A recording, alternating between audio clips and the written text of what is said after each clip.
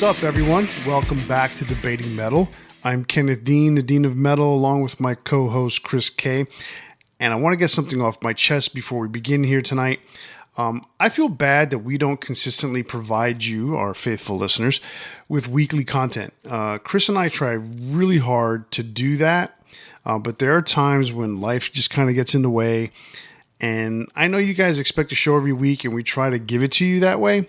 But, you know, there's times where we just can't get it together. Our schedules cross, even though we work together and we pretty much have the same work schedule. Sometimes, you know, life gets in the way. Things happen, and I have to take care of things at home, and Chris has to take care of things at his house. So it's one of those things where, you know, we don't always provide weekly content. And it usually kind of ends up happening around like a vacation or like a spring break or a Christmas break or something like that, where, you know, for me, I got to deal with my kids. Chris, I don't know. Anyway, wow.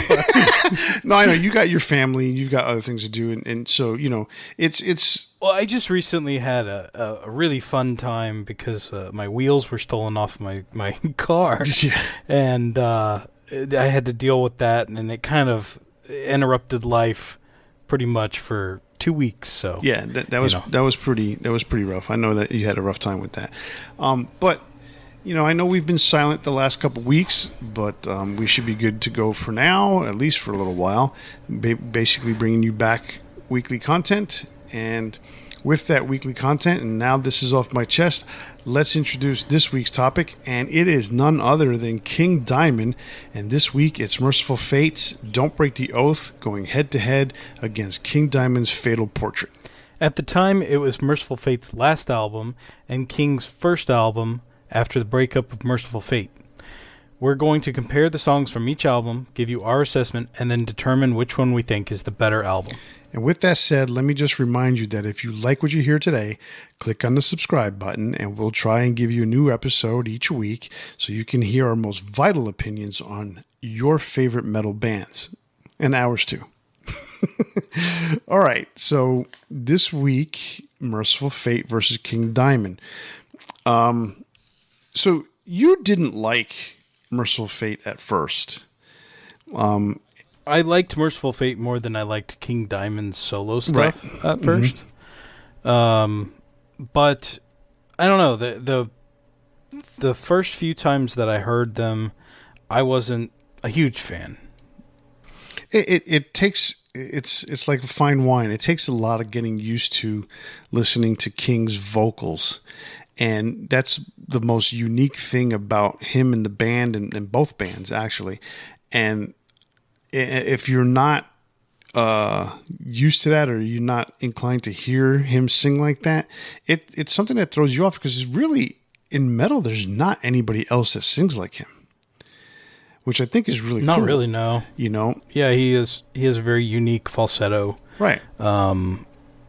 And I mean, there's other artists that use falsetto, for sure, but nothing like this. And then he has a very strong storytelling component to his music, where it's not all just catchy songs. Like, there's like, when you're invested in, say, a King Diamond album, you're kind of along for a ride, because it's a story being told. Yeah, he loves to put those stories together. It's a different experience. Yeah. It's like if, you know, a horror movie director was writing an album in a way. Exactly. And that's a really cool experience. Yeah, absolutely. And so the other component about his falsetto, or that's what it was, because we were talking about his falsetto. Ronnie James Dio used the falsetto on, was it Children of the Sea on Heaven and Hell? But it was just a small little intro, and, you know, it wasn't the whole song. And so there's little things here and there like that throughout metal, but to have someone sing, you know, 50% to 75% of the time in that kind of style is absolutely unique. And that's one of the things I kind of like about it, but at the same time, there's times where I'm like, does he have to do that part like that? You know? So it's more prevalent in the King Diamond material, kind of, not the first couple albums, but as it goes on, And then when he came back to Merciful Fate, there's a lot of falsetto. Right. I say came back, but when they reformed, because it's not like they were ever playing without him. Exactly. That would be it. Wouldn't be Merciful Fate. That's for sure. Yeah. Okay, so we're going to be talking about "Don't Break the Oath," which is Merciful Fate's second album, and basically the final one before the breakup, and then King Diamond's "Fatal Portrait," which is his first album after the breakup. As a solo, and not even a solo artist. King Diamond is the name of the band. It's an extension of Merciful Fate because it's 3 of the 5 members. Yeah, definitely an extension of Merciful Fate. That's for sure. Yeah, I mean, basically, he went off, started to write his own music, and then contacted Michael Denner and Timmy Hansen and brought them in. They were interested. They liked what they were hearing, and they couldn't call it Merciful Fate because it wasn't Merciful Fate without Hank Sherman. And then they started to, they came up with the name King Diamond because it worked. He's the front man. So they ended up creating the band, and we'll talk more about that later, I'm sure. Right, and so. So basically, "Don't Break the Oath" came out in 1984. It was produced by Henrik Lund. It was released on September 7th, 1984. Released on Roadrunner Records. It was recorded at Easy Sound Recording Studios in Copenhagen, Denmark. And something that will come up a little bit later, but I have to kind of start with this now, is that the music for 4 of the songs, including "A Dangerous Meeting," was written by Hank Sherman. 2 of the songs were written by King Diamond, 2 by Michael Denner and King Diamond, and 1 by Hank Sherman and Michael Denner. All the lyrics were done by King Diamond. And the reason I say that it comes into significance is when you see the music and how it was written on Fatal Portrait, you'll understand. So, all right, why don't you go ahead and start us off with "Don't Break the Oath." All right, so the album starts with "A Dangerous Meeting," and what I really love about Merciful Fate, and you kind of mentioned at the beginning that I wasn't the biggest fan, but I've really become a big fan. I've really enjoyed what they do as a band, but also what King Diamond does in his own solo project. What I love about Merciful Fate, though, is you really get like 3 or 4 just amazing riffs per song. And they're all matched up very well. It's nothing super crazy, but they create like kind of Tony Iommi-ish riffs where they're very enjoyable to listen to. So "A Dangerous Meeting" is a perfect example of that. It's a really good start to the album. Maybe a little more cohesive in a sense than some of the material on Melissa because they started off, even before Melissa, they released Nuns Have No Fun. But even before that, when they were just kind of a club band, etc., they reformatted some of their music. They had certain lyrics that they changed entirely. What was the song that... it was actually "A Dangerous Meeting." It was called... what was it called before? It was called "Death Kiss."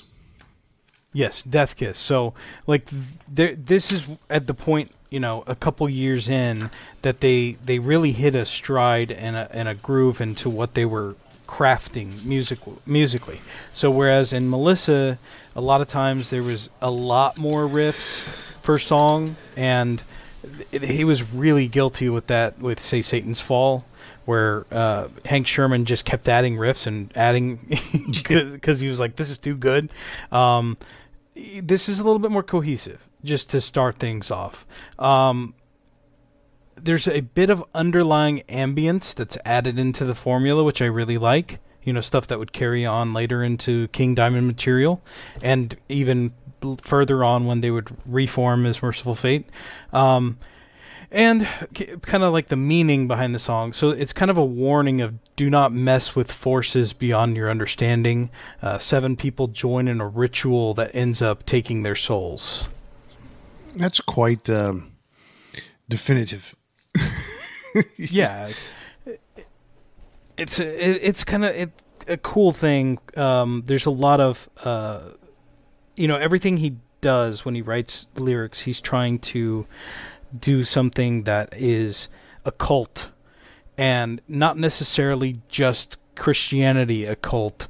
And you'd see that more later on, but this particular album is very much into the concept of Satan. Yes. I mean, that was Mercyful Fate in general. And yeah, it shows itself a little bit more in this one. What's funny is, obviously, our Scandinavian friends and people out in Europe are going to kind of understand this a little bit more. But a lot of American fans that listen to us or in general that listen to metal don't really get what that part of the world is all about, as far as with black metal and death metal and melodic death metal and all that stuff, and the song subjects in a lot of cases. Mm-hmm. And it's weird, and it's hard to. It's funny to say it this way. My wife and I watch a lot of recently a lot of these shows that are about Vikings and that area of the world. And it's interesting because there's always this element of, there's always the good versus evil kind of element, but at the same time, there's this Christianity versus paganism, and the paganism I don't look at it as paganism.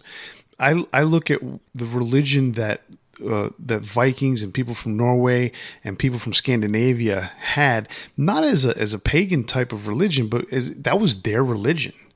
It was, they believed in their gods, and they believed in their gods deeply, much like Christians believe in Christ deeply. And so there's always been this fight between those two factions, if you want to put it that way. And so, well, I mean, pagan really just means that they're believers in a religion that's not the most common religions. So, Christianity, Judaism, Muslim religion, basically that.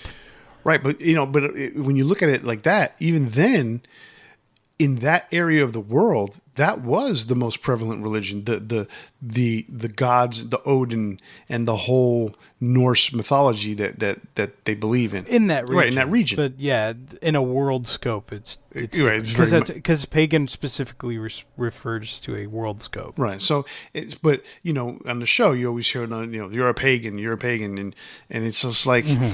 Man, they had such a strong sense of. Really, it's a very strong sense of religion, just like Christians here in the United States. So, and I don't want to turn this into a religious topic whatsoever, because I'm not going to discuss my beliefs. You're not going to discuss your beliefs. But it is, quite obvious what King Diamond discusses are his beliefs, and he truly believes that. But he also believes not Satan as a particular entity or a person, like many Christians believe Satan to be, but he believes it more as kind of almost like an aura per se, or some sort of thing, but not necessarily a person. Because even he's like, there's times where things happen to him where he's like, I can't explain what just happened in my house. Things, candles have shut off and things have happened, and wind blows in the middle of a thing when all the windows are closed. And he's explained that in interviews over the years. So he experiences weird stuff too. Yeah. Or so he says, as we put it that way. But so that comes across in his lyrics. And as Mercyful Fate started out, they're very much more into the shock value, I guess, and then it slowly became more about King's way of telling the story, and he tried, it was more satanic per se with Mercyful Fate than it is with King Diamond, the band, because the King Diamond, the band, is more about ghost stories almost, Well, it was intentional, right? Because when there was a lot of backlash about the Satanism aspect of the music, and King never wanted to be commercial per se, but he also did want to appeal to more people. And the goal when switching kind of over from the Satanism stuff to just occult in general was to kind of broaden that range, and it paid off. It worked, for that purpose. And then when Merciful Fate was brought back, it wasn't until the final album that they've released so far, 9, that they brought back some of that Satanism stuff. Yeah, and so talking about a dangerous meeting, I mean, it's definitely. I like that song a lot. So, I as a song itself, let's put the subject matter aside for a second. It's a killer song. I love the riffs, like you mentioned at the beginning. You're putting in certain riffs, and they're just really, really good riffs. Mm-hmm. And this song really has a lot of good things going for it, and it's nice to see. Like if you have one of the anniversary editions of this, you can when as you mentioned that song "Death Kiss," which was a demo, it appears on the remasters and reissues, and you can hear the growth of the song between lyrics and between riffs and all that stuff, and how much better it got. And I like the way in this one he spans the gamut in his vocal range between almost a relatively subdued falsetto in this song that I believe is better than his real falsetto, like the really high pitch. Okay. Mm-hmm. But he uses it in this song as well. But I there's something about that mid-range falsetto that he uses in this song that really makes this a little bit better than other songs. And of course, this song introduces, even though they did it in Melissa, and you can understand that they are a relatively progressive band, you start to see it more and more and more throughout this album. And this song is the one that starts it all off. Yeah, and as a whole, I really enjoy what they're doing here. I like what how basically King in the first two albums, he was staying more in the lower register, singing more with his just plain natural voice, and then the falsetto was more of an accent. Where as time went on, the falsetto became more prominent. And, this is a really good start to the album. Like I said, a little more focused. So that leads us right into track 2, which is Nightmare. And what I like about this track is there's always been a little bit of like Judas Priest in the Merciful Fate sound.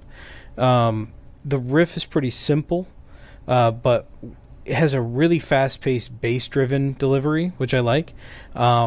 I can also see where early Metallica got some of their sensibility in this track.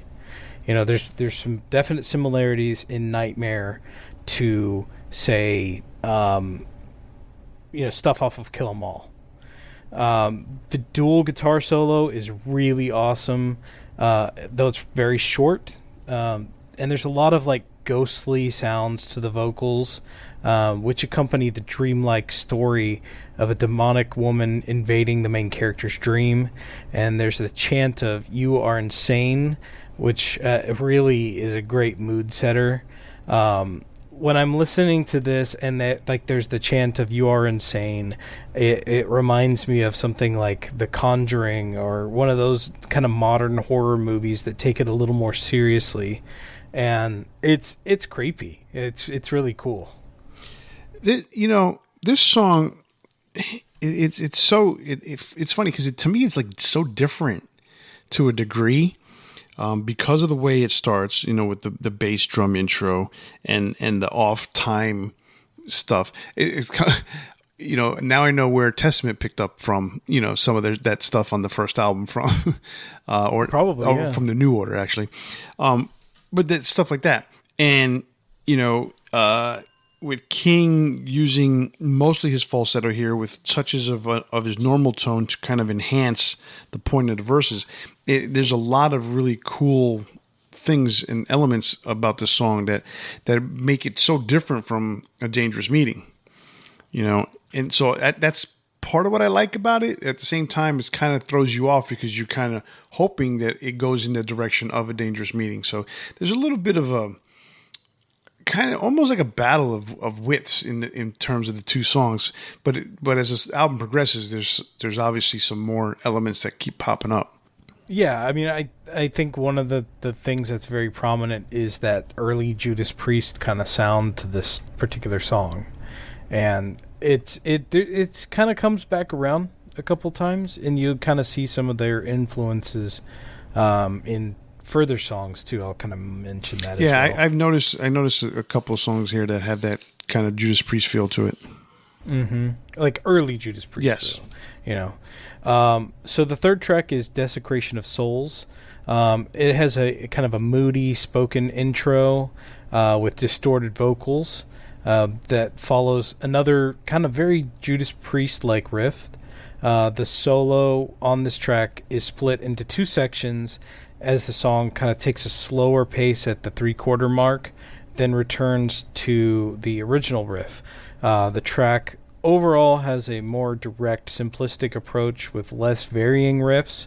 I mean, this one's pretty consistent the whole way through, but it's really effective about telling the story of evil tainted land.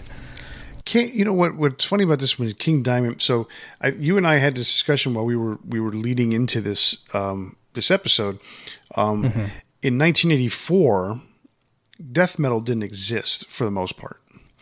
Okay, so the ones that were close to sounding that way were Celtic Frost, which for the most part they at this point they existed, but they were still in their demo / EP phase. They have finished breaking up Hellhammer, and so Hellhammer, their vocals were a little rough. And so it was the early days of extreme metal. Right. And so what I'm getting at is that King almost, his little spoken word intro is almost trying to do a death growl that nobody could figure out at that point is, I guess with or maybe the harmonizer didn't exist at that point to change the vocals that way. I don't know what the deal was, but he wasn't able to alter his vocals the way singers alter their vocals now electronically. So he just literally did it by, I'm going to talk in a low voice, like that kind of thing. And it was really unique as far as that's concerned. It has kind of like, I'm going to regret saying this. It has kind of like a Cookie Monster-esque sound to it. Right. And that's always been the joke about death metal, that they sound like a Cookie Monster. But even more so. Well, in this one, it sounds like the real Cookie Monster, because the Cookie Monster never really. It was just a guy altering his voice. It wasn't altered electronically. Yeah, but I like it because it is. There's always a cheesiness factor to King Diamond, where and I don't mean that in a negative way whatsoever. I mean it in it like, when you're watching horror films, if you're a horror film aficionado, there is an aspect of the cheesiness of horror films that you enjoy. It's kind of celebrated in Iron Maiden as well. Oh yeah, in a completely different genre of metal. So there's a factor of that cheese in King Diamond's music, but it's good. It's enjoyable, and it just plays into that occult kind of aspect of the music. Oh yeah, I mean, absolutely. And I'm not trying to say anything negative about it. I was just trying to express that it was something more like, it was the beginning of that whole era. Mm-hmm. And it was primitive. Exactly. In a way. Yeah. And it's cool. I mean, the song is to me is pretty cool. I like how it changes paces and how it changes its timing and goes back and forth. And what's even more unique about King's vocals throughout the rest of the song is that he really sings mostly in his natural voice with using the falsetto more as an enhancer, or almost, Yes. instead of being the main way to sing it. And that's what I kind of like that song. And the funny thing about this, and this is just again a production thing for me, is this song ends with the full band, banging away at the riffs and the drums and all that stuff, sort of like you end a song in concert, right? And I don't know whose idea it was, but I think the engineer just pulled the faders a little too quickly, and the song, to me, ends rather abruptly. It doesn't have a natural fade out. I mean, it literally fades in like less than 10 seconds. It's just a weird thing for me. Like when after not having listened to it for so long, and then I threw on the record a couple weekends ago, and I listened to it, and I'm like, whoa. Is that correct? Is this right? Did they really release it like that? Is my record a bootleg? Let me see this thing here. It's like, okay, yeah, that's the way they made it, because it's on the CD too. So, but it was just kind of odd for me. But the song is cool. I like the song a lot. I actually do like when songs kind of end abruptly. I don't know why, but there's something about it where it's just like, yeah, it's done. Okay, so that takes us into Night of the Unborn. The track is fully falsetto, aside from 2.5 lines. So kind of the opposite of Desecration of Souls. It actually reminds me at times of Black Sabbath's songwriting on Sabbath, Bloody Sabbath, especially A National Acrobat. There's some similarities there. I'm not saying they're the same riff by any means, but if you listen to it, you go, okay, I kind of feel that vibe. I have to say the bass on this track is just simply amazing. I love when a bass player doesn't just play a beat in the background, but actually contributes an equal and defining sound to a song. It has a very ghostly vibe to it, something, about something unborn re-entering our realm that shouldn't be here. It's a pretty cool track. It is cool. It starts off with this Hank Sherman guitar solo, and it almost seems a little chaotic at first. But then, it's basically a very progressive song. There's a lot of different, off beats and on the drumming and all that stuff. And like you said, it's mostly sang in his falsetto. It's a different song, and you're coming from a song like Desecration of Souls, which is relatively straightforward. So it's almost like right now every other song is doing something, like, for instance, A Dangerous Meeting, for the most part, was relatively straightforward until it got to the end where it slowed down and it had that little church bell thing going. But it's relatively straightforward. Desecration of Souls, relatively straightforward. But Nightmare and Night of the Unborn are both a little bit more on the progressive side, a lot of time changes and stuff like that. And nothing wrong with that. It's just now they're altering. So you kind of see a pattern developing here on this album. Yeah. And one thing I wanted to say was that you brought up the solo at the beginning and how it kind of is chaotic. It really does. I think King, like when writing these songs, King has an influence in saying, this is a kind of a story about this, creature entering our realm. That chaos at the beginning really plays into the story. So it makes sense, like, not just from a music standpoint of sounding cool, but like it really does enhance the story in a way. Yeah. So I like that aspect of it. All right. That takes us to the midpoint of the album, The Oath. And this is the epic of the album, much in the way that Melissa was on the first album, even though that was at the end. It comes in at 7 minutes and 31 seconds. Being the first track on side 2, it feels much like an opener, starting off with some ambient sounds of a storm. The lyrics simply are that of an oath to Satan and renouncement of the Christian faith. The drums are very impactful along with the bass. The solo section just really feels like a journey. And the break mid-solo for a drum and bass call and response is just fantastic. Like it's cool how they kind of go back and forth. The dual guitar riff near the end is one of my favorites on the album, followed by another great solo and harmony to end the track. this really is kind of the epic here. It is, and I agree with you on everything that you've said about the song. There's not a lot more that I can add to this. I do like, it has that quiet intro. It's got the ambient storm that's going on, the spoken word prayer or oath, whatever is going on at that point. So, and then once the music starts, it's got a really cool riff, and the drumming is done well. And of course it's got, time changes and other progressive elements that is now become the signature of the album. There's a lot more progressiveness on this than there was on Melissa.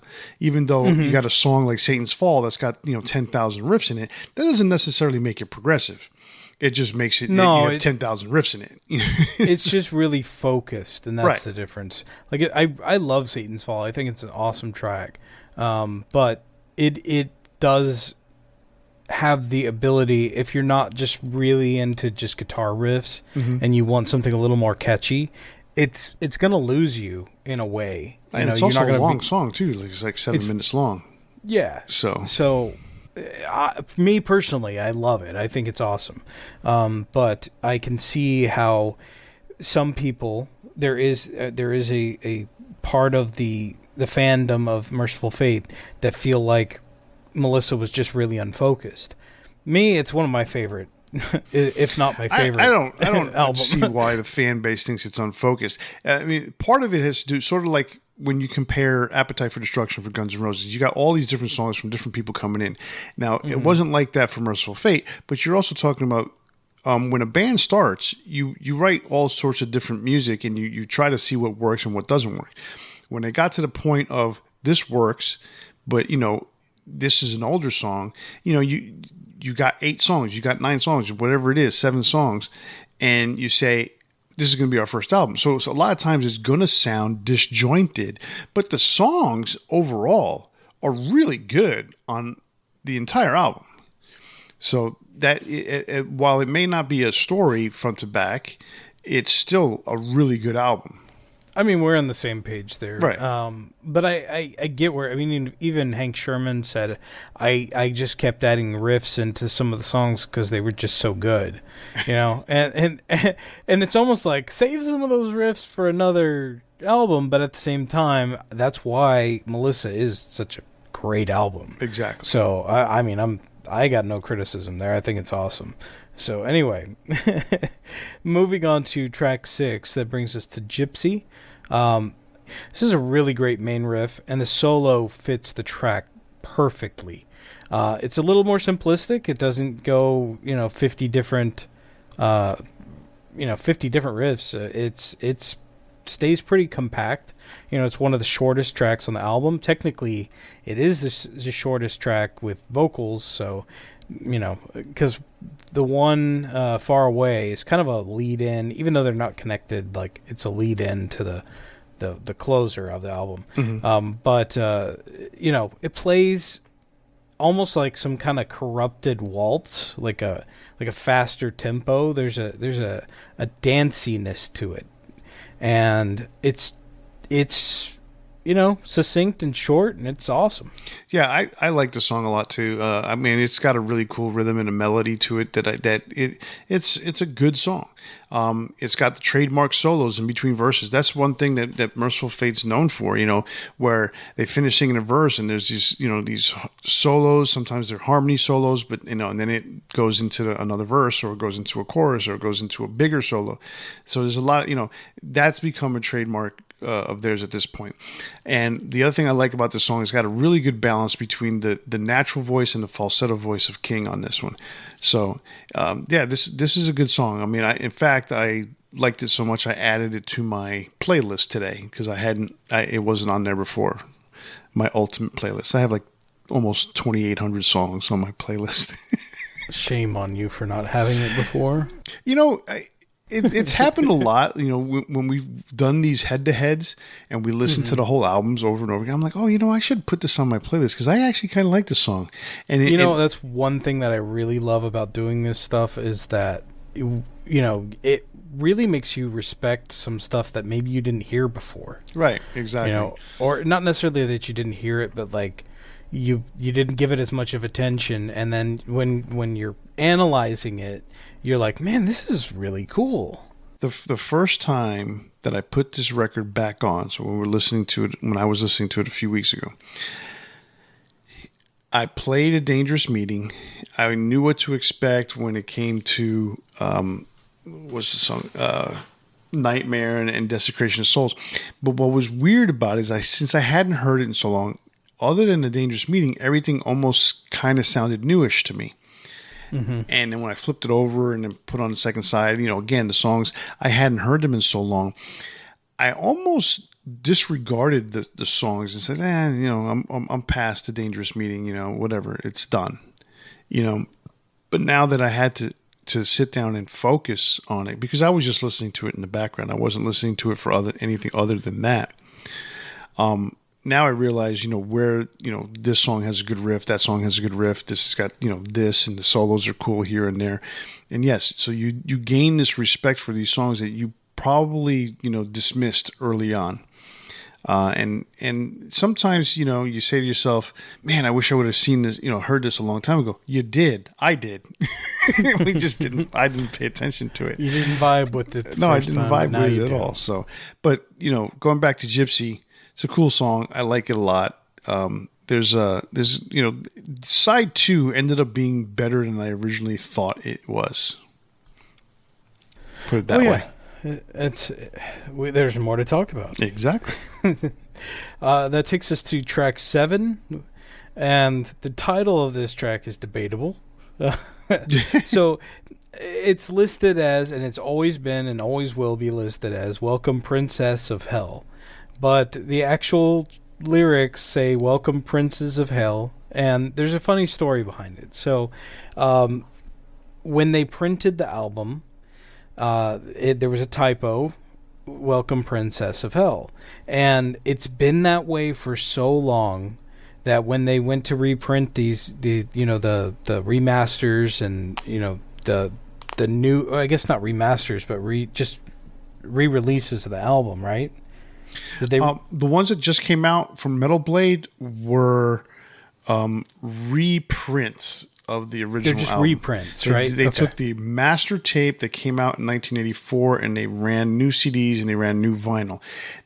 Roadrunner had remastered in the 90s or the 2000s. Okay, that's what I thought. There was a remaster at some point. Well, regardless, on every version, they've asked if they want to change it because it's not correct, but King embraces it, and it's just part of the joke now that it's Welcome Princess of Hell. But, the actual lyric is, and I know a lot of Merciful Fate fans already know this. So anyway, the song, you really start to notice here, even more so, I think, than some of the earlier tracks, like what the difference between a Hank Sherman penned riff is and a Michael Denner or Denner Diamond or, King Diamond riff is. There's some pretty strong differences. And like Welcome Princes of Hell has broader strokes in a manner of speaking. Like it's not as staccato. The track kind of highlights where the different sensibility is, between these guys. So, it's awesome for its own reasons. Though with more of like a Sabbath, Bloody Sabbath sound again. Like I like it. It's not one of my favorites, but it's it's still a strong track on its own. This one for me was a little weird. I like the riff when it starts off, but to me it almost seems like it should have been on a faster rhythm. But the song ends up being relatively slow in the verses. Like the riff should have been on a faster song. That's just the way I see it. Or hear it to me, and so then it picks up the pace and slows down and picks up pace. So it's another progressive type song with a lot of tempo changes. But it almost feels like it shouldn't do that, and the riff lends itself to being something on a quicker kind of song. But so that's where it throws it off a little bit. But at the same time, it's a really cool riff, regardless.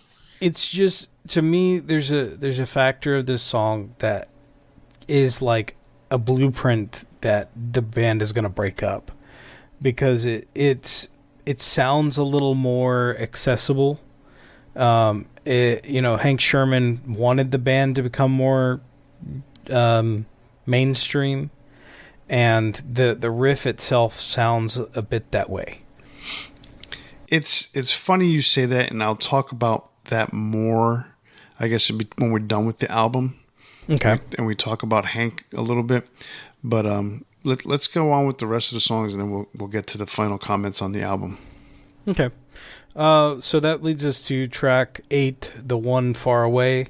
It's a nice, pretty intro to Come to the Sabbath. It's its own track, and it fades out at the end, so they're not explicitly connected. But in essence, it is an opener for the album closer. It was an opener for the closer. Mm-hmm. So here's the song, to me, the riff or the guitar work that sounds most like Judas Priest. It gives me a reminder to me of Beyond the Realms of Death from Judas Priest. It's a peaceful song. It's got acoustic guitar in it too, and there's some chanting at the beginning with King. But yeah, so when you mentioned Judas Priest early on, this was the one song that to me most harkened back to early Priest. Although Beyond the Realms of Death is somewhere more like middle Priest or middle early Priest, or early middle Priest, if you want to look at it that way. Not early, middle, late? No, not the early, middle, late part. That comes later.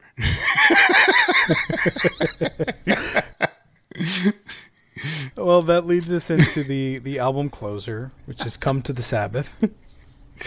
Again, I can see the more defined songwriting between the musicians. This is another King Diamond pen track like The Oath. And it has similar vibes, especially on the drums. The track features another awesome guitar harmony. I love the use of the harpsichord on this track, which is really cool. Like, I love that element being added in. It's something of a sequel to Melissa from the first album. So we get a Melissa track in at least the first 3 albums. I can't remember if they kept it going from there on. But they invoked her name at the end. So, which one is it? Is that off of the 3rd album where he says, "Is that you, Melissa?" That's the final track of the album, right? I don't know. I have to look at it. It's not the final track, because the final track on the reunion one, which was In the Shadows, that was a re-recording, Return of the Vampire with Lars Ulrich on drums. Was that released on the initial release of the album though, or was that that was a bonus track? Yeah, Is That You, Melissa? That was track 9. So on the first 3 Mercyful Fate albums, even though there's a nearly over 10-year gap between, there's less than 10 years. It's 9 years. Mm-hmm. You get a Melissa song on each one, so there's some continuity there, which is cool. Yeah, it's cool. I see what you're saying. It's listed as a bonus track on here, but I think it was one of those where if you bought the CD, it was the bonus track. If you bought the vinyl, it was regular kind of thing. If you bought a cassette, gotcha. You didn't get nothing. Except for an awesome box.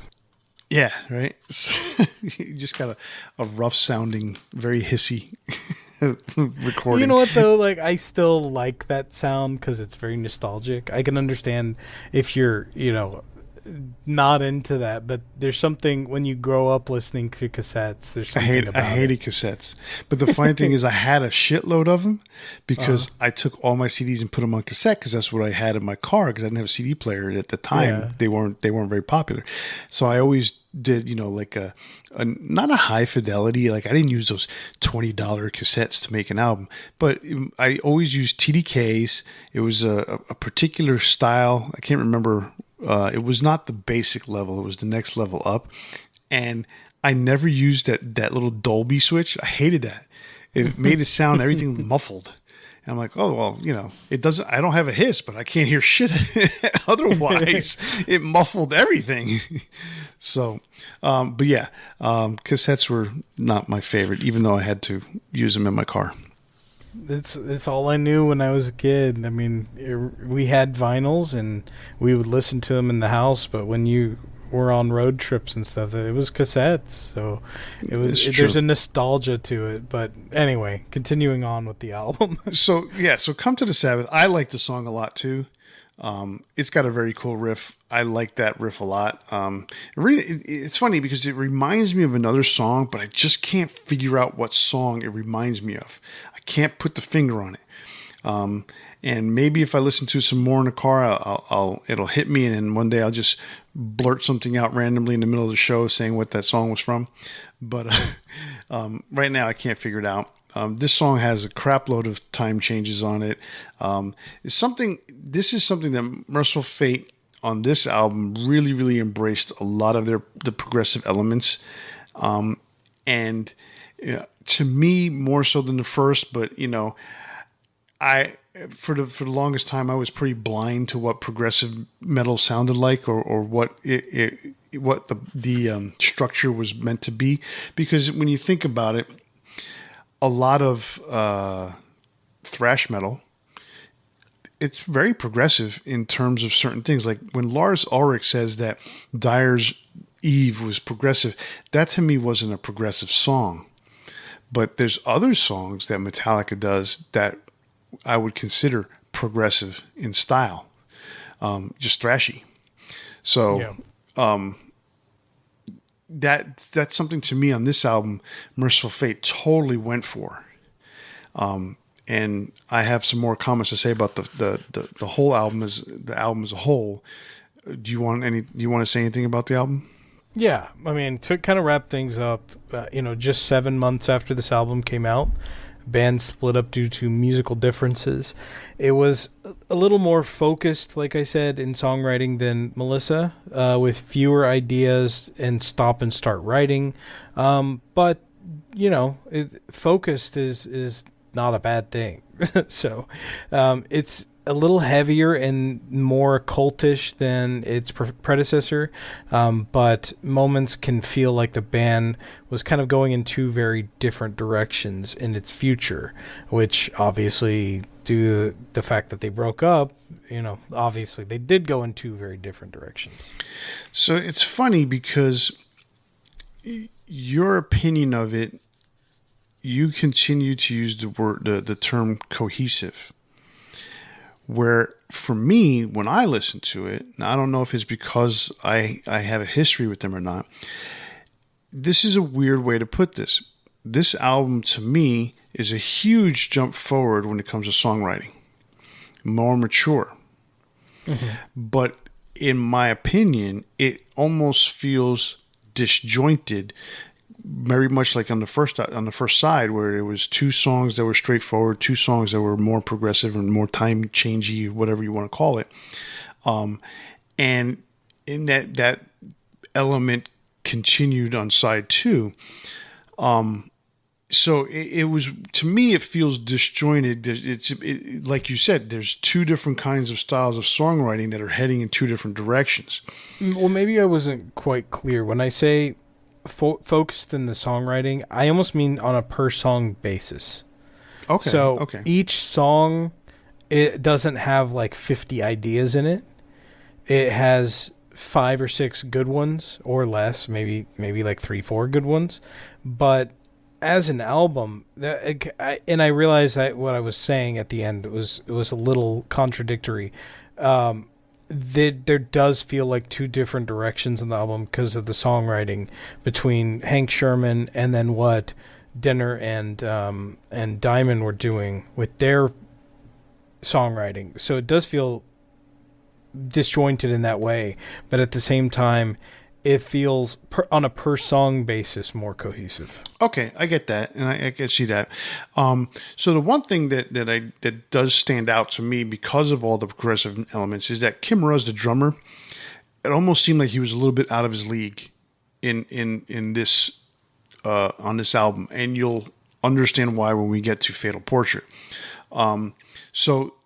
That may be one of the reasons why King didn't invite him to be part of his band. Who knows? Maybe he met Mickey D and said, I want you to be my drummer because my band just broke up. Who knows what the story is in reality? But Kim Russ wasn't part of the project, even though the other, Timmy Hansen and Michael Denner were. So overall, for me, in my opinion, this album is kind of a letdown compared to Melissa, which is a classic album. I personally think, and I don't, you brought up the fact that there's this legion of fans out there, it may be a small legion, but there's a legion of fans out there that don't necessarily appreciate everything about Melissa. Well, it's not even that. It's just that they don't view it like there's a lot of people, and doing research on this, there's a lot of people that think that Don't Break the Oath is the best Mercyful Fate album. Well, it's on a lot of lists as the best, and I can't say that they're wrong because my personal opinion is different, but when I listen to it, I don't enjoy it near as much as I do Melissa. I think I personally enjoy Melissa the best. And I've listened to every one of these albums from Melissa to 9 all the way through many times at this point. And I don't know, I just still really like the rawness and the songwriting that's on Melissa. But I really do appreciate, and especially kind of deep diving into it more, I really do appreciate Don't Break the Oath, and I think it's a very, very good album. Yes, I definitely do appreciate it more than I did back when I first got it. So the last thing I want to say about this, when we talk about this, because I also had some contradiction in what I was saying, I did say that the songwriting was a huge jump forward, very much into terms like how you're saying there was a cohesiveness within the song. Mm-hmm. I believe that the band, because they were breaking up, they took a step in the wrong direction, and there was a lot of, like I pointed out, and you agreed to, it was disjointed in terms of one guy going one way and the rest of the band going the other way. So compared to the first album, to me, that's where this album lacks. And in reality, overall, I believe it lacks better melody than Melissa. I think Melissa has a lot of really good melody throughout it, a lot of good hooks. I always talk about how much of a hook guy I am. I think there are more hooks in Melissa than there is in Don't Break the Oath. That's really subjective, though, as far as right. What you it is subjective. That's my opinion. So, but we're not comparing this to Melissa at this moment. We are comparing it to Fatal Portrait. So, Fatal Portrait, we've already talked about who's in Merciful Fate. So, King Diamond, Merciful Fate breaks up. King Diamond puts together his new band called King Diamond. And he enlists Andy LaRocque as one of his guitar players, but Michael Denner and Tim Hansen came to be part of the band as well from Merciful Fate. And as I mentioned before, Mickey D, who is now part of Scorpions, and he spent 25 years with Motorhead, is the drummer on this album. Fatal Portrait came out on February 17th, 1986. It was produced by King Diamond, Rune Oyer, and Michael Denner. It was released on Roadrunner Records, and it was recorded at Soundtrack Studio in Copenhagen, Denmark. Now, what I mentioned before, if you remember when we were talking about Don't Break the Oath, on this album, all the music and lyrics were written by King Diamond, except for Sharon, Halloween, and Haunted, which were co-written with Michael Denner music-wise. So King Diamond wrote all the lyrics. Those 3 songs, Michael Denner added some guitar parts. You called it Sharon, but it's Karen. Is it Karen? I always call it Sharon. I've always called it Sharon. No, it's Karen. I don't care. I'm calling it Sharon. Like Sharon Osbourne is the boatman of the river Styx. No, she's a Karen. So Karen's a Sharon and Sharon's a Karen. Exactly. And Celtic Frost plays for Boston Celtics. Okay. Oh my god. No, right. for real, it's Karen, and I always thought when I was a little kid and reading it was Charon, but it's actually Karen, and he says it in the song too. That tells you how much I paid attention to the words. Yeah, clearly. I know. You know what the thing about with the words is, like you do a really good job about like deep diving into the lyrics and the words and stuff like that, and reading all that stuff. I can't read the lyrics on the way home because I'm driving. That would be dangerous. Yeah, I've done it a few times. It doesn't work very well. So I don't get into the lyrics as much as I used to. Because back in the day when I was sat down and listened to albums, I would pull out the booklet. So if it was on vinyl, I put out you pull out the inner sleeve. If it's on CD, you pull out the booklet, and I would read the lyrics to every song and sing, and try to sing along. Because that was the fastest way to learn it, was just try to read the lyrics and sing along at the same time so that you can learn the song. Yeah. But I don't have the time to do that shit nowadays. And if I didn't learn it back in the day, I'm not going to learn it now. So. Anyway, so those 3 songs were written with Michael Denner as well. So, all right, so let's get on with this one. The first song on Fatal Portrait is The Candle, and it starts off with a lot of the songs at the beginning. All right, so it has some bottom end keyboards at the beginning of the song, almost kind of harpsichordish, but you can tell it's a keyboard kind of thing going on. It's a really cool sound.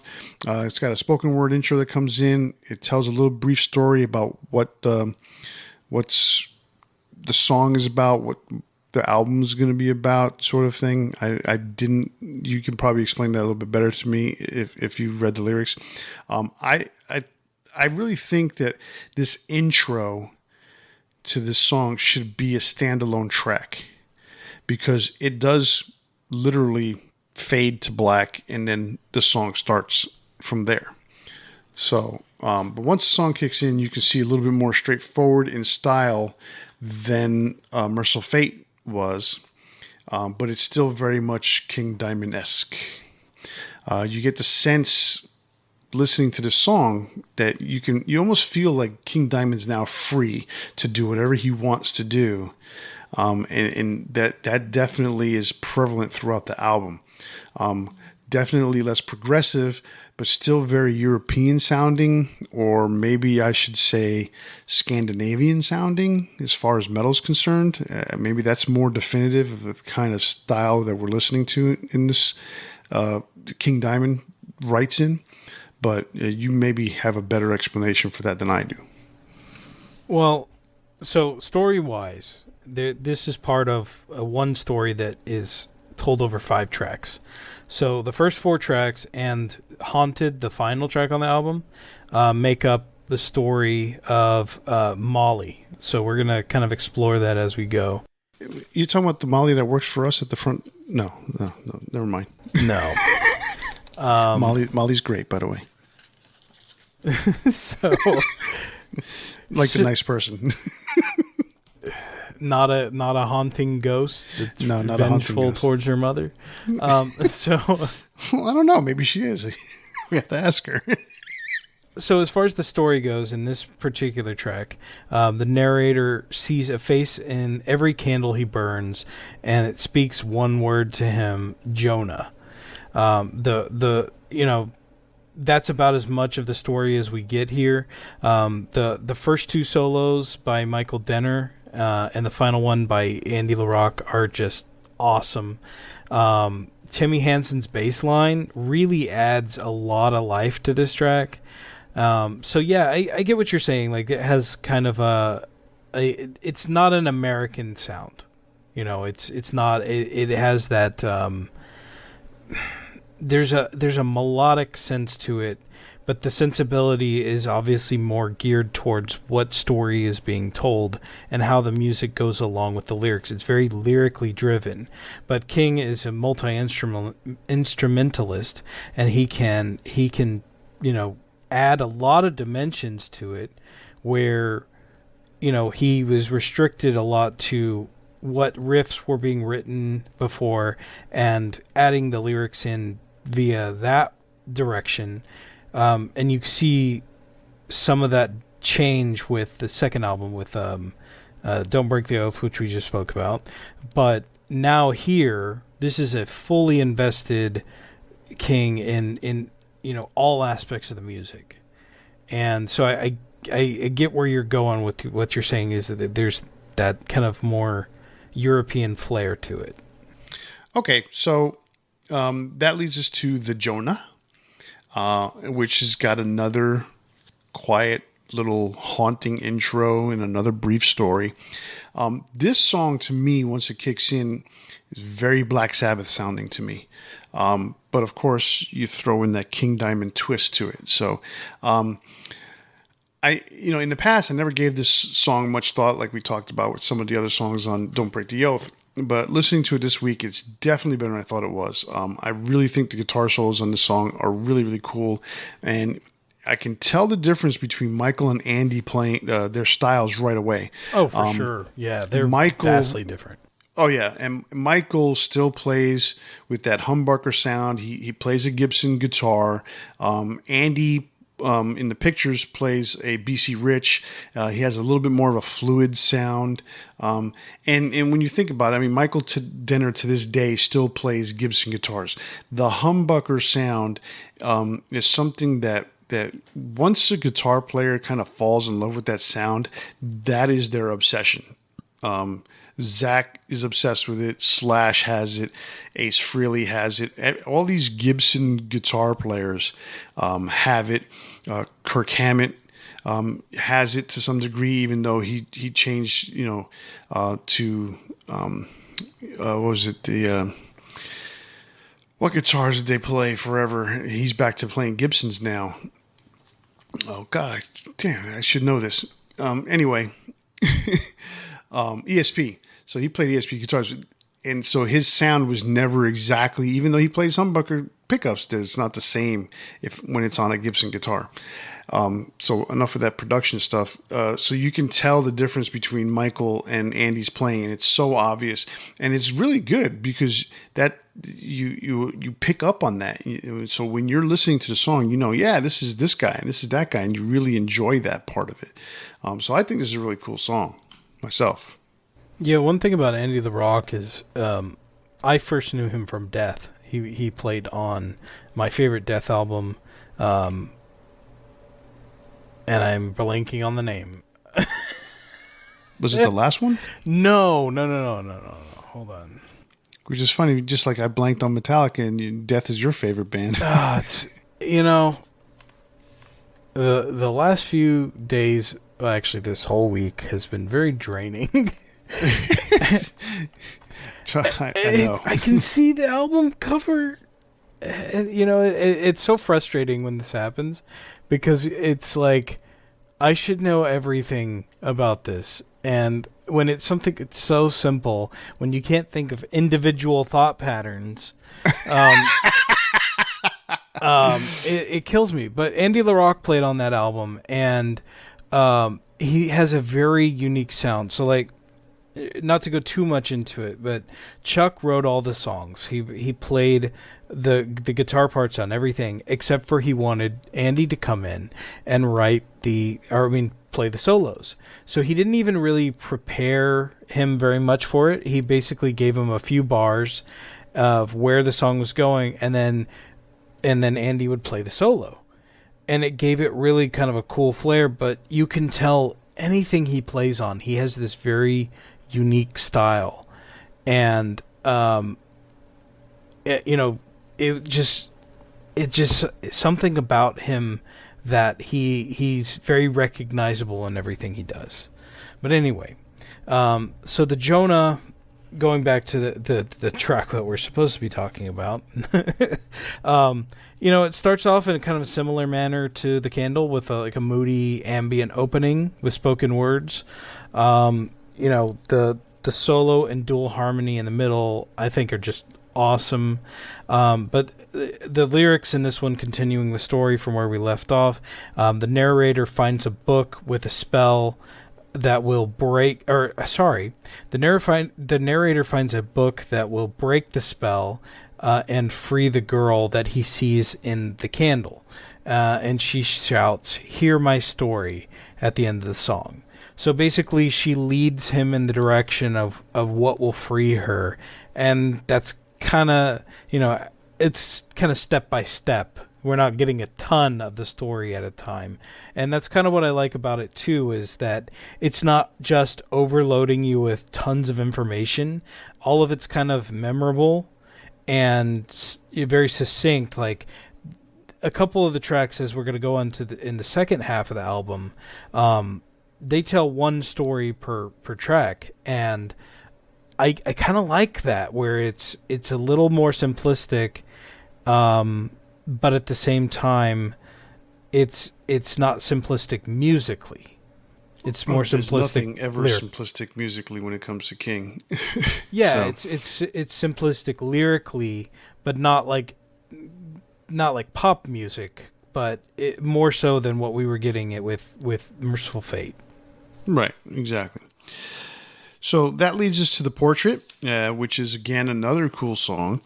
And it's a funny thing about this album. One of my favorite songs is later on in the album, and I never really paid a lot of attention to the beginning of this album. Although I did hear The Portrait enough. That's, like I said, that's a cool song. But it's one of those things where I was like, man, this is better than I thought it was, or this is better than I remember, or better than I want it to be, really, because I'm like, I ignored it for so long that I don't want it to be good because now I have to listen to it, So the thing I like about this song is that King really embraces his falsetto a lot on this song, uses it more than his main voice. But the cool thing about it is that it's not the high falsetto. He uses it in a little bit lower portion of that upper register, so it's like early, middle, late. But I really dig the melody of the verses on the song and the way King's voice almost rises to a fever pitch, and then he brings it back down for the second part of the verse. There's a lot of really cool tricks that King does on this song, melody wise and singing vocally wise, and the riffing and the solo on this song are outstanding as well. So yeah, as far as the continuation of the story goes, so our host Molly tells the story of her evilly jealous mother who locked her in the attic, dying at only 4 years old. The mother then painted her portrait to keep her immortal and never aging. The girl possesses the portrait, which is then burned by the mother and then sealed with an ancient rhyme. Now free, Molly seeks to see her mother again, and we're getting like the bulk of the story here. And the music, I think, kind of portrays that as well, because it's very hectic and menacing in a way, where the first couple were kind of leading you into that suspense part of the story. Well, now we're getting the story. We're getting the what happened. And I think musically it's really cool to hear that progression from The Candle to the Jonah to this one, which is much more exciting, I would say. It starts off with the ambient sound again, but only like a little taste, and then the song just blasts off. And that's what's really cool. Like, the pacing of this album is very well done in the first half. King Diamond is a master storyteller. He really should be more of an author. But then again, he wouldn't be using his skills because he's like you said, a multi-instrumentalist. But I think he should really put these stories into a word format beyond lyrics. because I think it would he would be a modern day horror storyteller, but in the true genre of horror, as opposed to, and I don't want to say Stephen King, because Stephen King's a different. No, I think type I get what you're saying. Like I think Abigail could be a really cool movie of some sort. Right. Them and Conspiracy make up kind of one story. There's musicians that are involved in film, like Rob Zombie, obviously. Oh, yeah. So, not saying he wants to do that, and he's getting up in age, but at the same time, but you know what would be cool? You know what's a new thing that a lot of people are doing now? These graphic novels. Mm-hmm. King Diamond should do some graphic novels based on his albums. That would probably be really cool. But anyway, we move on. So then there's Dressed in White, which is another cool chugging riff to open the song. Harmony solos throughout the song, very Mercyful Fate-esque. It's a cool song. I'm sure there's more to it lyrically that you can describe better than me. So yeah, it really takes off right where the portrait left off. The ghost of Molly's now free. That's really about it as far as the story goes. It doesn't need to be very story heavy, because it's kind of representing that moment of freedom for the character. It brings a sense of fear, a sense of dread in an interesting way. It's more simplistic track vocally. It repeats a lot of the same things over and over, but that's because it's more musically driven. It's more guitar and solo heavy. Guitar driven and solo heavy, and from a storytelling perspective, it's kind of that the calm before the storm, per se, because you're not getting she's free, but what's gonna happen next? What's gonna happen when she sees her mother again? So that's kind of like, it's cool, but we're about to take a detour, unfortunately, from this particular story and move into a few different stories. It's kind of weird how he just like stops the story mid-album, and then picks it up at the end. So song number 5, as you so eloquently pointed out, is called Karen. That song's got a cool chugging riff to it. I really, really like that riff. It's what I consider to be a bit of a head bopper. It definitely gets you going. There's a little bit of progressiveness to this song, but for the most part, it's relatively straightforward in its delivery. I like this song. Just the fact that it gets you to start doing that head bopping thing, or as I call it, head bopping, because it's not straight head banging. That's not what this does. This is the one where you're kind of just sitting there. Yeah, exactly. I agree with these. Exactly. So I like this song for that. So reason. I mean, this is the first track that's not part of the Molly storyline. It starts off with a shout and this galloping riff that I really enjoy as well. It's got Michael Denner as a co-writer, like you mentioned, so there is some Merciful Fate in it. And as far as the content, it's still following an occult theme, but you can see now, like I mentioned earlier, that King is interested in the cult of many cultures and not simply, we were talking about Christianity before, or Satanism, as it were, with Don't Break the Oath. Well, now we're getting occults from all different kind of cultures. Karen, as some of you might know, is the boatman of the River Styx who ferried souls to Hades. So comes from Greek culture. So really cool to see the occult of the world in a lot of the stuff that he does, in the future. Where, a few of the albums coming up are one story being told, like Abigail, Them, Conspiracy. But stuff that came after, is not as is unified into one story, and he would tell just occult themed stories through the music, which was cool. Yes, very cool. I mean, again, master storyteller. The fact that he can tell a story from a different region of the world that he's not from, you know that he's a learned human, and he knows a lot of different things, and it's basically been throughout his career that he's done all this, and it's to me it's fascinating, all the different things that he talks about. And yes, they're all occult related, and there's nothing wrong with that. I believe that people in general should understand all parts of life, because that's when when you don't know about something, and you start to preach against it, you don't know what you're talking about. There's an ignorance there that people try to share, and you just make yourself look that much stupider. But I rant on a tangent.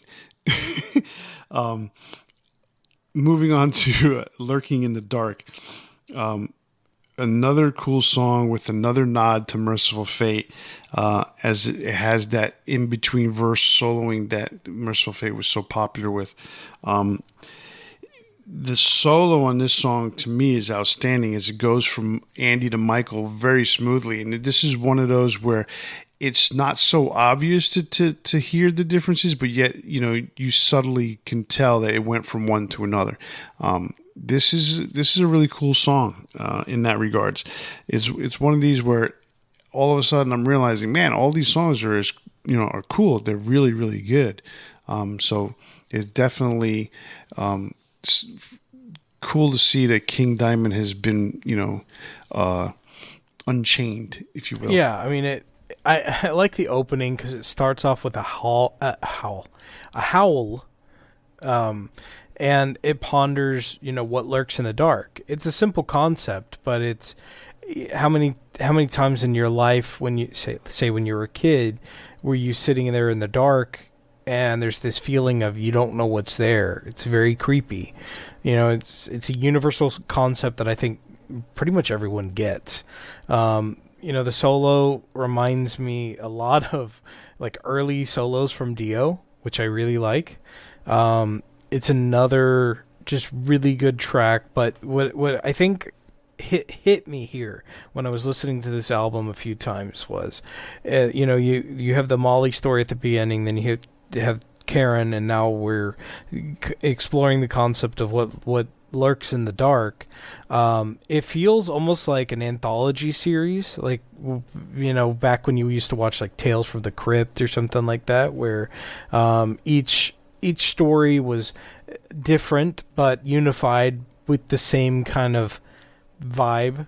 There was a unifying factor with, say, the Crypt Keeper in that show, but the crafting of the stories was all very similar, and that's what we're getting here. So it does have an anthology kind of feel to it, which I thought was a cool concept. Cool, I get that. I can see that where you're coming from with that. All right, so that brings us to my favorite song on the album, which is Halloween. This is the first song that I heard from King Diamond after he had left Merciful Fate. Now, he had released No Presents for Christmas prior to this album coming out, but this was the first thing that I heard. And I mean, to me, this is the epitome of what King Diamond is. I really, really like the song. It's got a killer riff to it. It's just a fun song, in my opinion. Great melody, great riff. When I think of King Diamond, this is the first song I think of. So it may not be the first song that other people think of, but it is for me.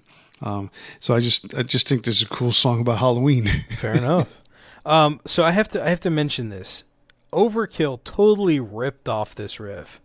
They have a track called "The Wait New High" New High and Lows off of WFO, and it's the same riff. It sounds cool, but like, it's something just to note. So, listen to Halloween, and then just listen to the opening riff, and then listen to The Wait, New Highs and Lows, and you'll be like, oh wow. This is another Michael Denner King Diamond track, and it's funny how this side of the album has such simpler tracks lyrically, but I mean I still really enjoy them a lot, and it's no slight because they're just more catchy, and that's probably why it sticks out to you so much more too, is because it is a really catchy song. The hook, it's like I've always said, the hook. I mean that's not something that universally appeals to everyone. A hook is important, but at the same time,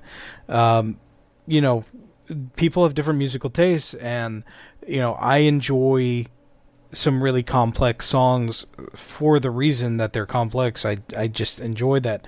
But there is something always to be said for a song's going to be much more massively appealing if it has a good hook. You're 100% right there. It's a cool song. I mean, I don't have a lot more to say about it. It doesn't stick out to me nearly in the same way that it does to you, but I always enjoy it. Yeah, it's one of those songs like it's like the first time someone heard Enter Sandman, it's going to stick with them. The first time someone heard Paranoid from Black Sabbath, it just sticks with you. And you talk about time period, in 1970, the first time someone heard Paranoid, it's going to stick with that person, especially if they still continue to like the music. But for this one, it's like, yes, I've heard other songs from King Diamond throughout, his career and my life, and there are songs that still, stick out to me differently. This is the one that, it's like if I don't hear this at the end of one of his shows, it would be disappointing to me. So I feel like it's a staple, right? And there's always those songs that somehow impacted you in some way more than others. Like I'll always remember, you love Metallica, so I'll use them as an example. Blackened,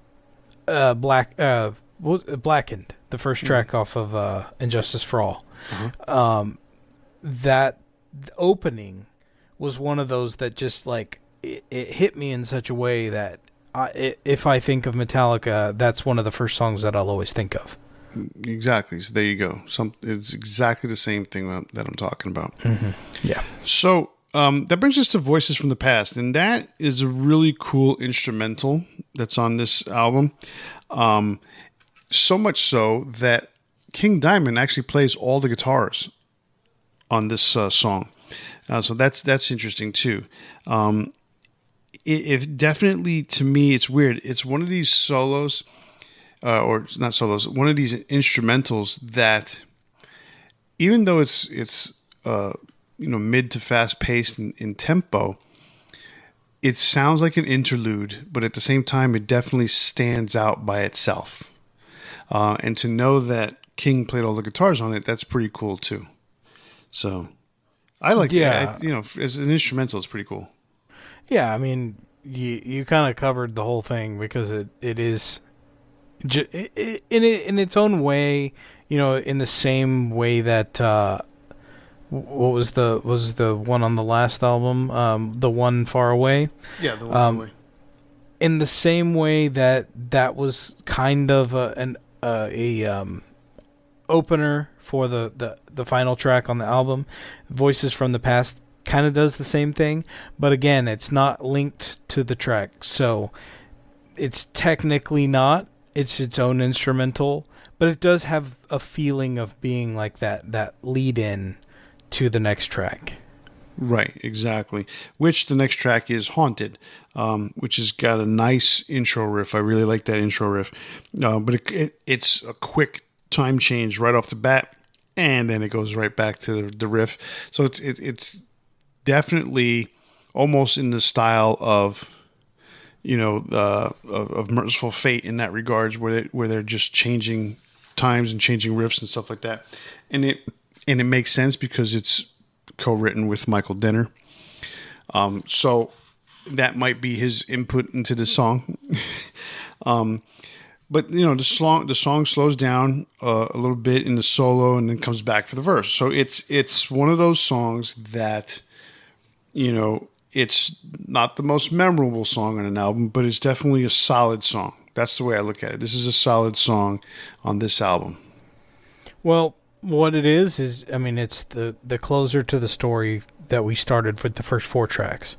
And there's always a different sensibility in songwriting when you're creating a concept album. And this is a half concept album, realistically. So, say for instance, when you're listening to Abigail, there are highlights of the album, but you have to look at it as one album in a way. Like it's not to be deconstructed in the same way as somebody like, say, a Motley Crue, where they're writing singles. So I totally get what you're saying. It's not the standout track, but at the same time, it is a really good album closer, and it is a good closure to the story that started in the first half of the album. Correct. So to kind of close things off, as far as the story goes, finally Molly's story is concluded as she meets, or she haunts her mother, driving her to insanity, and now permanently haunts the house. So she, leads her to the point where she's mentally destroyed, enacting her full revenge, and now her vengeful spirit is free to continue that path. Not the most positive ending to the story, but well, I didn't think revenge. Molly was going to be nice to her mom. The freaking no, she wasn't going to celebrate her 5th birthday at that point. That's just messed up. So both, what I like is both solos. There's a Mike solo and then an Andy solo, and they're both just phenomenal. It's still kind of odd to me that we waited 4 songs in between to kind of conclude the story.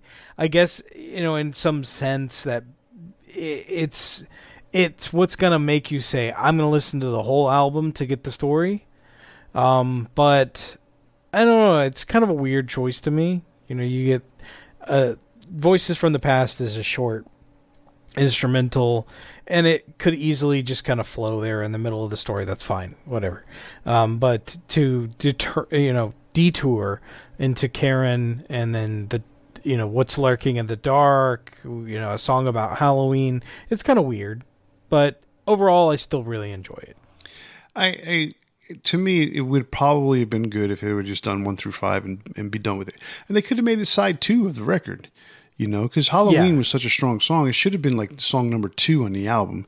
And then the story of Molly should have been all of side 2. So, but you know what? That was. It just depends on what you could fit on a vinyl too. So. Exactly.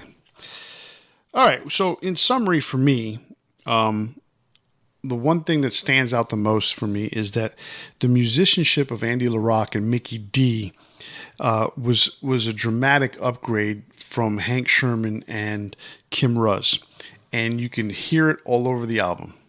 And the other thing that you can sense about this album is that King is unleashed by whatever chains that Hank Sherman was holding him back with. He has completely let go of that. And he's free to do whatever he wants, free to sing about whatever he wants and whatever subject it may be.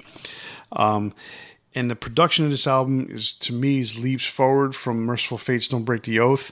There's just a lot more time spent on making this a good album. That's the way I see or hear it, if you want to put it that way. So I think it's a solid album front to back. So, I agree. I think overall it's a great start to the King Diamond Band, and the direction of King's songwriting.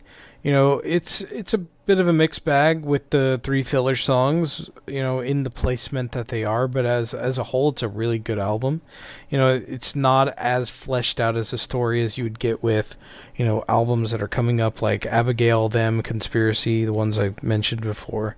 But it's an awesome debut, and in some form and fashion, it does feel like a continuation from Don't Break the Oath, but really like a continuation from the stuff that Michael Denner and King Diamond wrote together, and the couple songs that King Diamond wrote himself. So like I said, there was that kind of disconnect, or you actually said it first, I think, there was that disconnect between the two iterations of where the members of the band saw Don't Break the Oath to be, and what Merciful Fate should be.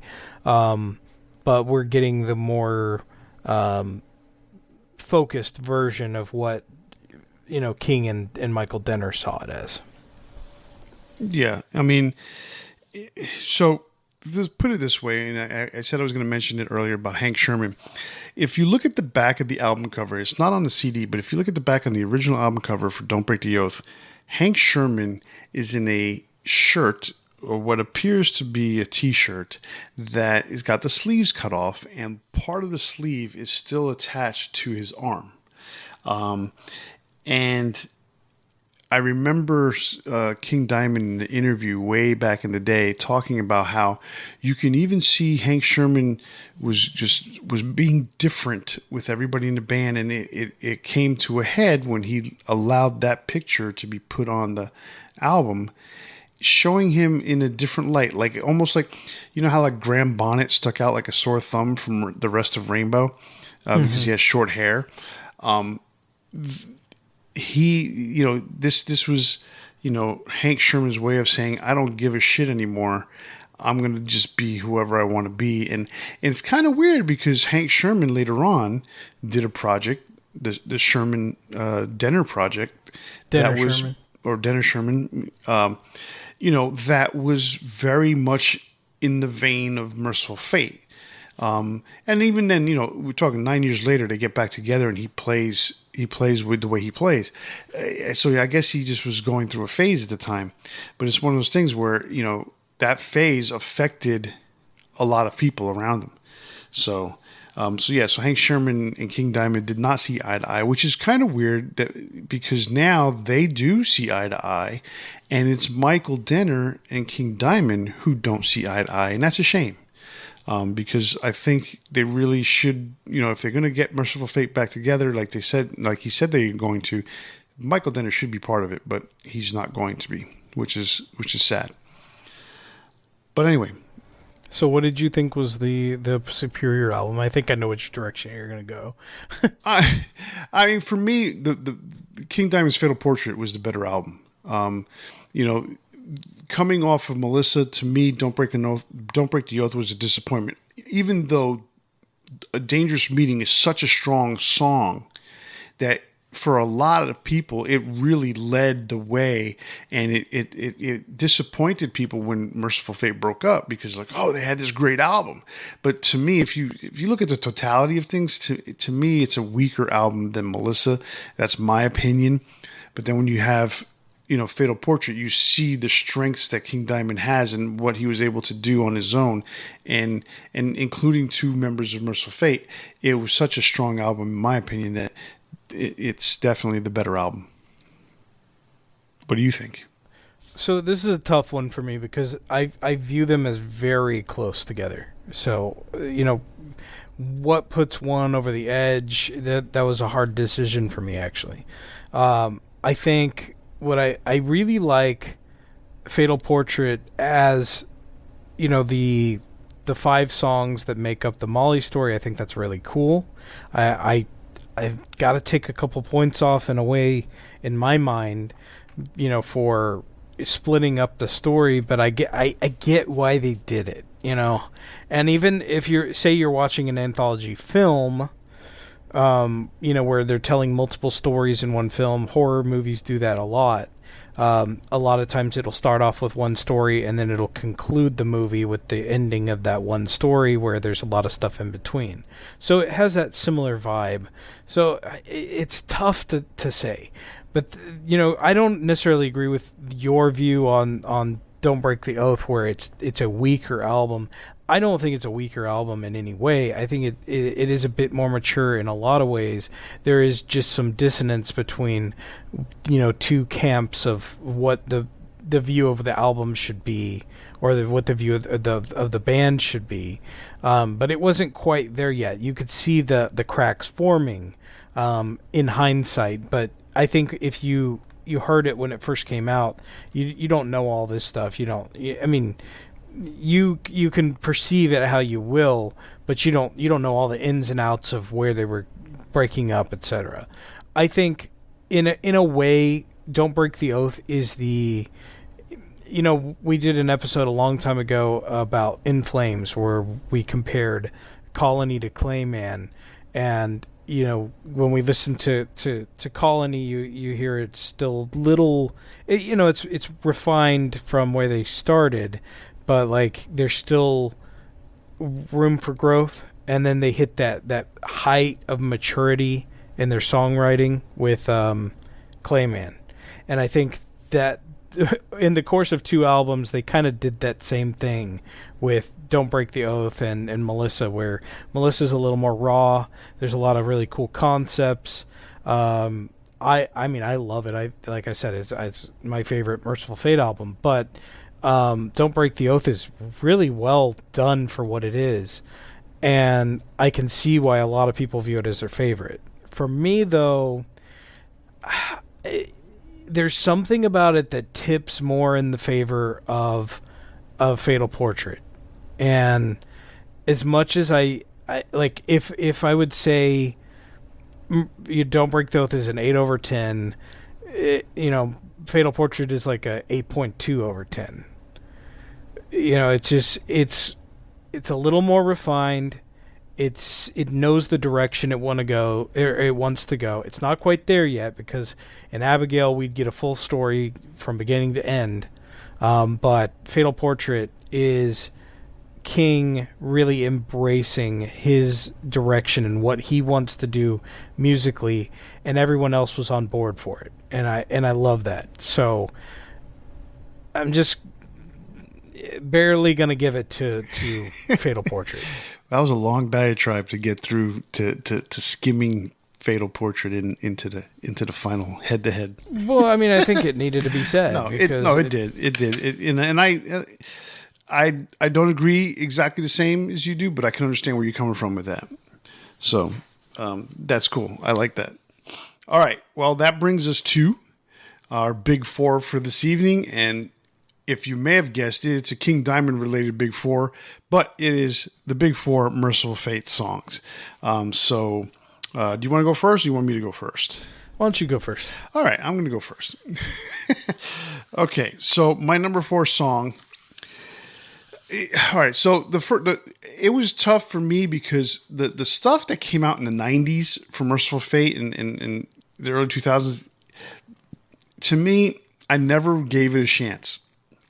I never gave it a chance. Yeah. Because although that's not true, I like the album In the Shadows, and then after that, there was just this whole thing between King Diamond and Merciful Fate, which one's going to come out, which album's going to play, which band's going to tour. So I really kind of got lost in it. Plus, at that time, changing jobs and all that stuff, my whole life was in flux in the late 90s, so I lost touch with a lot of things going on with Merciful Fate and King Diamond. So that being said, my Big 4 skews one way, but my number 4 song is Egypt, which is off of the In the Shadows album. I think that's a really cool song. Definitely one that I really get into when I hear it. My number 3 song is Evil off of Melissa. I just love the riff, love a lot of things about that song. It's just really, really cool song. Number 2 is Curse of the Pharaohs. I love that song. I mean, it's got a really cool hook. I like the way Metallica does it on their Merciful Fate medley. So that's a really cool song. But if you've been listening to this evening, A Dangerous Meeting is my number 1 song. It's the first song that I really, really, kind of grasped when it came to Merciful Fate. It's one that just hooked me in. So that is my number one Merciful Fate, Big Four Merciful Fate song. Very good. I mean, we have some similarities. My number 4 is off of Don't Break the Oath. It's Gypsy. I've always really liked that song. It's a little more simplistic than some of the other stuff, but I just really enjoyed it. Something about that particular riff, some kind of Dance of the Dead, vibe to it. It's always really cool to me. Number 3 is same. I can't remember. I think you had it as number 4. Is Egypt off of In the Shadows. It's just a really good song. I like, and I'm gonna go old as well for my number 1 and 2. But I like a lot of stuff off of the later albums. I just don't enjoy it as much. And Egypt was a really cool, I didn't get into Merciful Fate and King Diamond until very recently, last 4 years, I would say. When you see a band breaks up and then reforms, you never know how that's going to be. And when Merciful Fate reformed, they took a lot of what King Diamond was doing before, and he had nearly a decade of experience at that point in songwriting, etc. But you never know what's going to happen. And starting that album off and hearing such a good track, it's very encouraging, and it leaves a good taste in your mouth, for what's coming next. And that's one song that just always stuck with me. My number 2 is Black Funeral off of Melissa.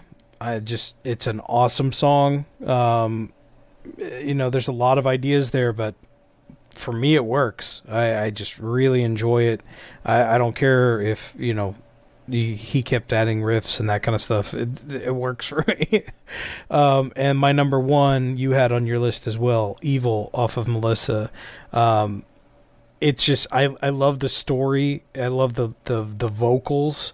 It's a little bit more harsh vocals, I guess, in a way, for King through most of the song. He uses the falsetto to accent a lot of stuff, and it just really works for me. I think it's one of their best songs. Obviously, I think it's their best song, but it's one of those that universally across the board, I think most people put on their list. It's a great song. I like Evil a lot. Well, King Diamond fans, that's our Big 4 Merciful Fate songs, and that's the end of the show. If you want to hear more from us, subscribe to us on your favorite podcast platform. And don't forget to leave us a message on Facebook, Instagram, or Twitter. If you catch us on YouTube, be sure to leave us a comment, or if you can, send us an email to debatingmetal@gmail.com. If you use Spotify, be sure to check out our playlist from all our greatest hits episodes, and remember to tune in to the next episode where we spark up another exciting metal debate. On behalf of Kenneth and myself, stay safe, and always turn it up to 11. See ya.